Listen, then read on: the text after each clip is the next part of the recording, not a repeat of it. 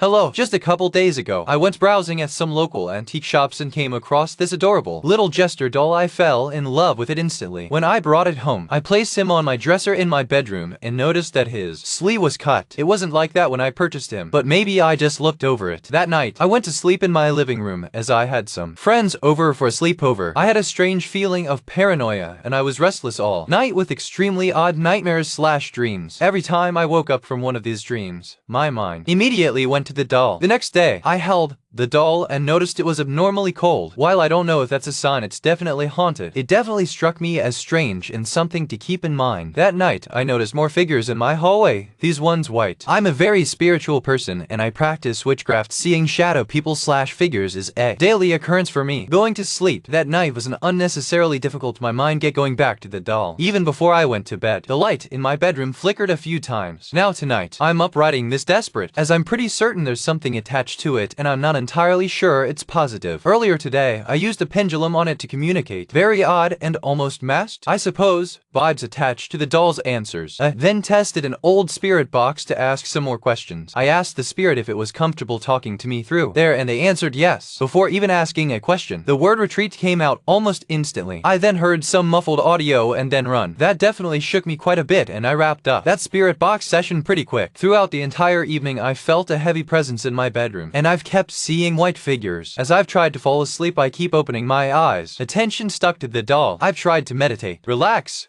watch TV, etc., and I can't shake this dreadful feeling. I even turned the light on, only to be met with a ton of flickering. I'm not really sure what to do, but I'm so desperate for this doll to be gone. I'm thinking I'll cleanse it and leave it a few blocks away from my home with a haunted and free sign. I'll probably cleanse my room afterward. Does anyone know what I should do? I don't really want to sell it because that can take a while. I know burning and burying are not at all recommended. I need this thing gone ASAP.